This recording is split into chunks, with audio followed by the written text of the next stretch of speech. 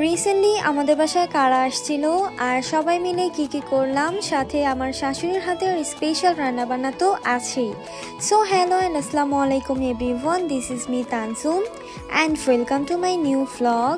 তো আমাদের বাসায় আজকে কারা আসলো একটু পরেই বলছি।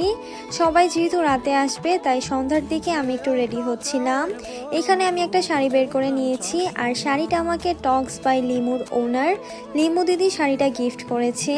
আর শাড়িটা খুবই সুন্দর অ্যান্ড অনেক লাইট ওয়েট আর কমফোর্টেবল, আমার কাছে তো খুবই ভালো লেগেছে। তো এখন আসি আমার শাশুড়ির হাতের স্পেশাল রান্নাবান্না দেখাই তোমাদেরকে। এখানে হচ্ছে সব অলমোস্ট রান্না শেষ আর সারাদিন অনেক কষ্ট করে আমার শাশুড়িমা সবগুলো আইটেম রান্না করেছে। তারপর আমি শুধু একটু পোলাও রান্না করতে চলে এসেছি, যদিও তেমন ভালোভাবে পারি না, জাস্ট ট্রাই করছিলাম আর কি। আর এখানে আমার ভাইয়া এসেছে আমার রান্না নষ্ট করার জন্য, আর এই রিলসটা তোমরা অলরেডি দেখে ফেলেছো। আজকে আমি পোলাও রান্না করছি ফার্স্ট টাইম। এটা কিন্তু রিলস হবে, সাথে আছে মুরগির আন্ডা।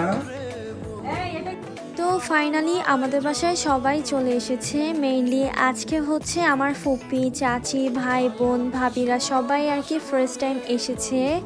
তো এখানে হচ্ছে দুই মিতা, মানে আমার শাশুড়ি আর বোনের নাম হচ্ছে সেম সেম, আর দুইজনের অনেক মিল আছে। আর এই যে আমাদের ছোট্ট প্রিয়ম চলে এসেছে, আর ও অনেক নার্ভাস ছিল তাই একটু চুপচাপ বসে আছে, নয়তো এত শান্তভাবে ও থাকে না। তারপর হচ্ছে সবাইকে একটু নাস্তা সার্ভ করা হয়েছিল আর সবাই খাচ্ছিল আর বসে বসে গল্প করছিল। আর চা বানানোর দায়িত্বটা হচ্ছে আমি আমার ভাবিকে দিয়েছিলাম। আর এই যে আমি হচ্ছে চা নিয়ে আসছি, মনে হচ্ছিল আমি বানিয়ে নিয়ে এসেছি আর সবাইকে সার্ভ করে দিচ্ছিলাম। আর শাড়ি পরে হাঁটা এত কষ্ট, মানে অনেক প্যারা খাচ্ছিলাম শাড়ি পরে হাঁটতে। তো তারপর আর কি সবাইকে ঘুরে ঘুরে চা সার্ভ করে দিচ্ছিলাম। আজকের ব্লগটা একটু লেন্দি হবে, আগেই বলে দিলাম। আর সব সময় তো দেখা যায় ছোট ছোট ব্লগ দেই, আর ছোট ব্লগে দেখা যায় অনেক কিছু অ্যাড করা যায় না, তাই চিন্তা করলাম লং ব্লগ বানাই। আর তোমরা অনেকে আমার ফ্যামিলি প্রোগ্রামের ব্লগগুলো অনেক পছন্দ করো, তাই আর কি লং ব্লগ বানালাম। হোপফুলি তোমরা সবাই অনেক বেশি পছন্দ করবে, আর অবশ্যই কমেন্ট করে জানাতে ভুলবে না। এখানে হচ্ছে আমার খালা শাশুড়ি সুমি আন্টিও আছে, আর আমরা সবাই চা খেতে খেতে আড্ডা দিচ্ছিলাম।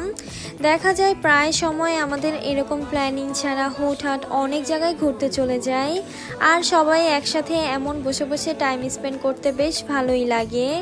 এরপর হচ্ছে আমার কাজিনের হাজব্যান্ড, মানে আমার দুলাভাই চলে এসেছে। তারপর হচ্ছে আমার শাশুড়ির রুমে যেয়ে দেখি ওইখানেও বেশ আড্ডা জমে গেছে, আর এদিকে দেখি ভাবিও এসে জয়েন করেছে। তারপর হচ্ছে আমরা সবাই মিলে গ্রুপে একটু ভিডিও নিচ্ছিলাম। শিবাপা ভালো আছেন?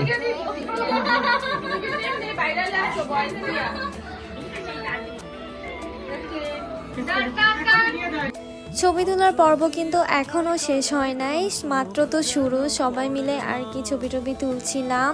আর এই যে এখানে হচ্ছে চুপচাপ প্রিয়ম ওর বাবার কোলে বসে আছে, শান্ত ছেলেটা। আর এই যে তারপর হচ্ছে আমিও একটু স্ন্যাপ নিচ্ছিলাম, আর কি যেন গুনগুন করে গান গাচ্ছিলাম, মেবি টিভিতে কোনো গান শুনছিল। এরপর কিছুক্ষণ পর দেখে এখানে গানের আসরও জমে গেছে, আর অনেক অনেক সিঙ্গার শুনছিলাম গান গাচ্ছে। এরপর ভাবি এসে বলছিল আল্লাহ ছ্যাঁকা খেয়েছে কি এরকম গান শুনতেছে। তো যাই হোক, এগুলো নিয়ে আর কি সবাই একটু মজা টজা করছিলাম।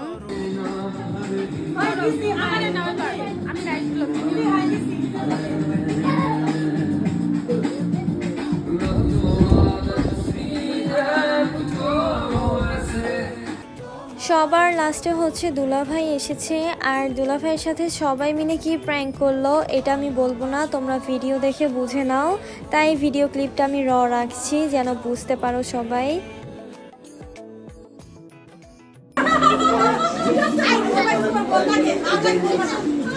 এই জাহাঙ্গীর ভাই সবাই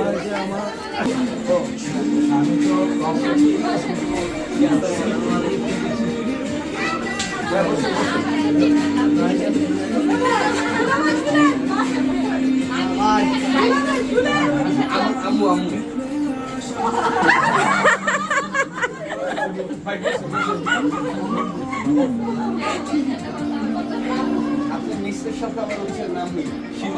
অনেক অনেক আড্ডার পর হচ্ছে খাবার সার্ভ করে দেই, কজ তখন অলমোস্ট অনেক রাত হয়ে গিয়েছিল। আর আমাদের ঢাকাইদের একটাই অভ্যাস হলো দেরি করে খাওয়া। এখানে হচ্ছে সবগুলো আইটেম আমার শাশুড়ি মা রান্না করেছে, আর আমি সব কিছু এনে সাজিয়ে গুছিয়ে দিচ্ছিলাম। আর সীমাপুকে বলেছি সবাইকে একটু বেড়ে খাওয়াতে, কারণ এটা আমি কম পারি। এরপর সবাই খেতে খেতে অনেক মজা টজা করছিল।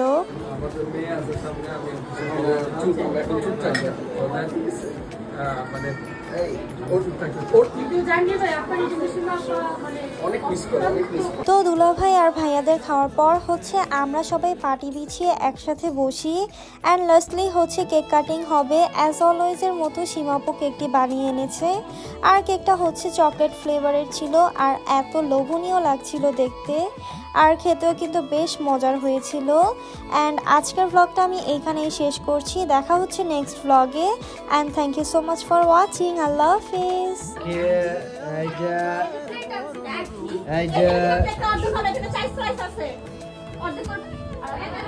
অনেক সুন্দর হয়েছে।